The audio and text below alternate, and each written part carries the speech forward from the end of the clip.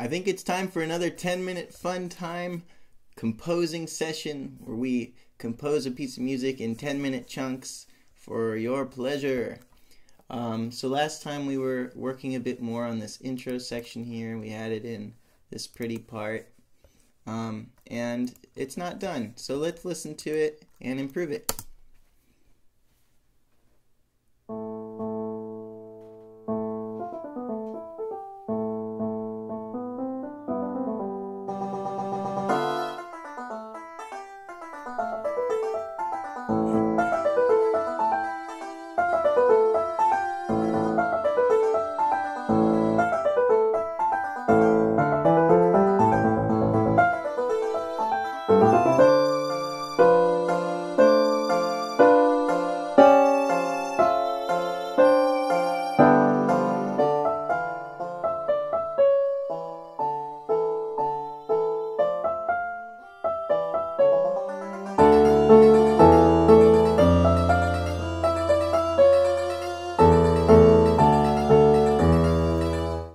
Okay, so the timer starts now. It's 12:58 a.m. and I'll be done at 1:08 a.m. Alright, so first of all, this very beginning phrase here, it's kind of weak.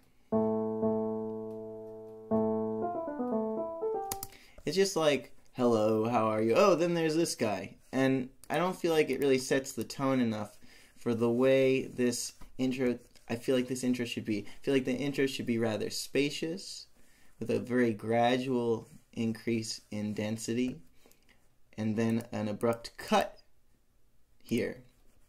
Rather, what we have is sort of an unfocused, kind of flaky, I guess flaky would be the word, intro, where it doesn't seem to be shooting for any specific goal. It's just sort of there, and then this happens.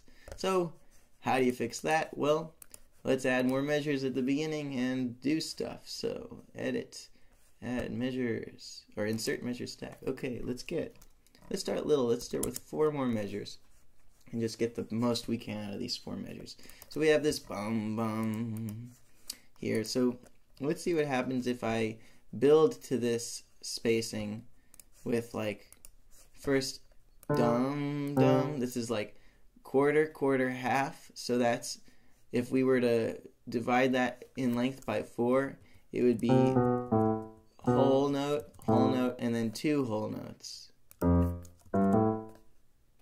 So I'm just kind of copying this phrase, but stretching it super thin. And now I'm imagining, okay, the room is dark, everyone's listening, the piece is about to start, and the first thing that comes in is the piano playing with one finger on the left hand, A, 2, 3, 4, A, 4, A, 2, 3, 4.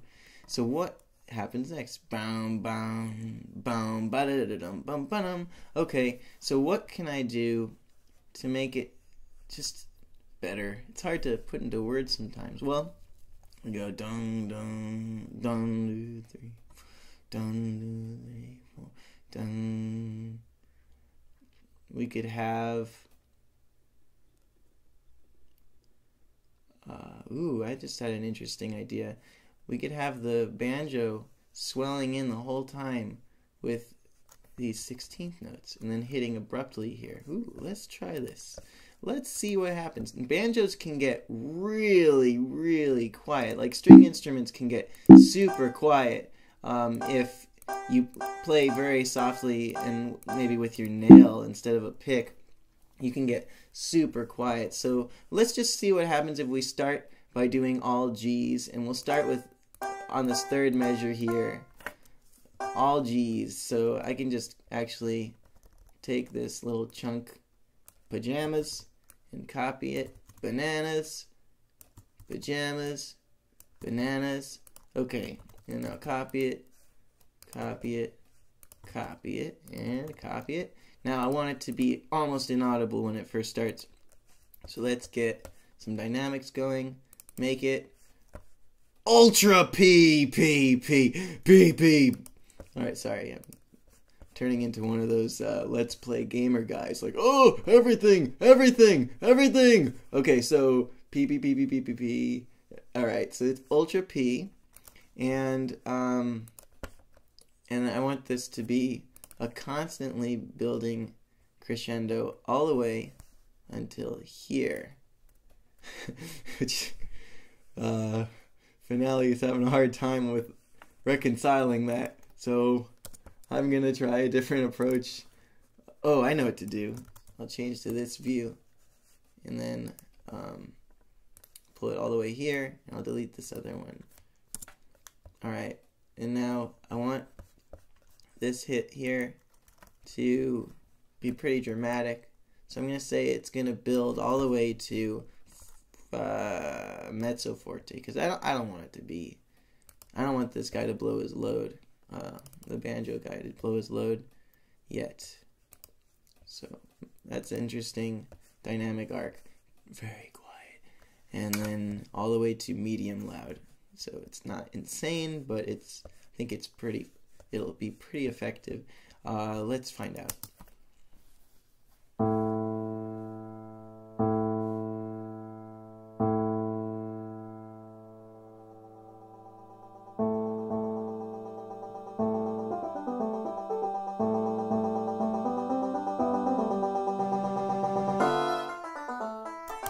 Alright, there's definitely something good to that.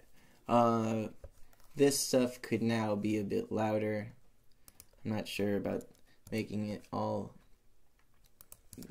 double P. Maybe just one P will be enough for you and me. Okay. P!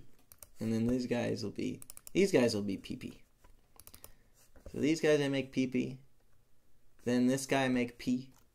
And then this guy here will also be P. And then this guy's gonna start P, but then after he's done with his P, he'll turn into an F for forte. So that'll go, that way we have super quiet building up to mezzo forte. You know what, I might as well build it up to forte. If this guy's gonna be forte, they might as well both be forte. So what's happening now is we have this long swell, this big hit, and now quiet here. Dynamics are heroes when it comes to making music better. So let's see how this sounds.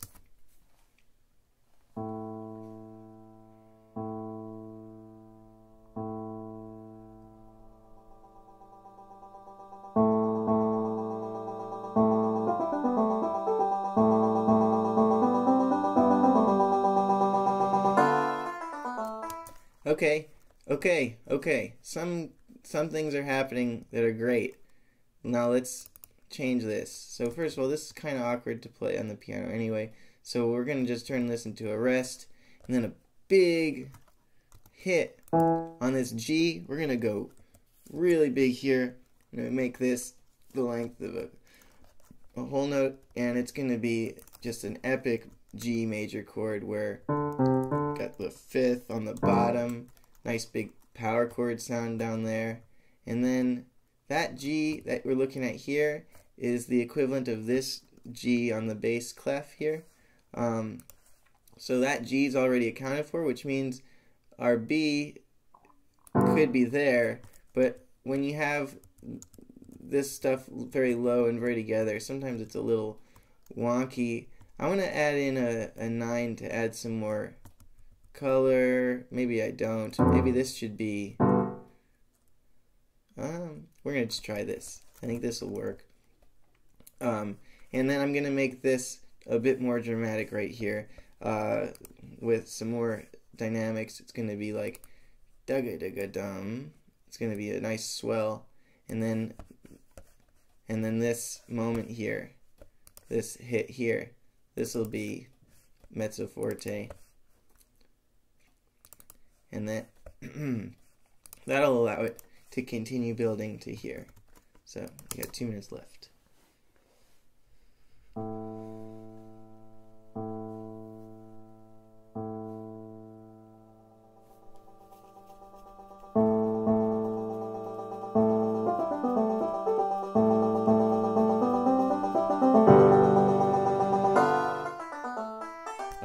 Okay, all right. we're getting somewhere here. Now, this A, it starts to sound a bit redundant. I don't know. I think I want to commit to the A, but I want to have maybe some violin. Yeah, I think we have this G here. What would happen if the violin played an F? This is risky. I don't want to ruin this moment where the violin comes in. What if it's just a little bit of B? No, that'll ruin the surprise. All right, let's try it. Da-da-dun. And then we'll just do like this. Da-da-dun. And then rest. And then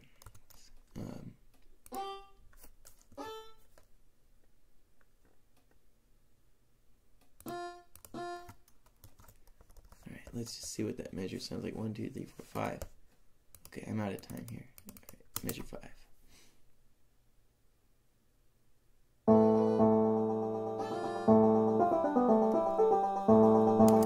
Okay, this is probably not going to survive next episode, but here's what we've got today.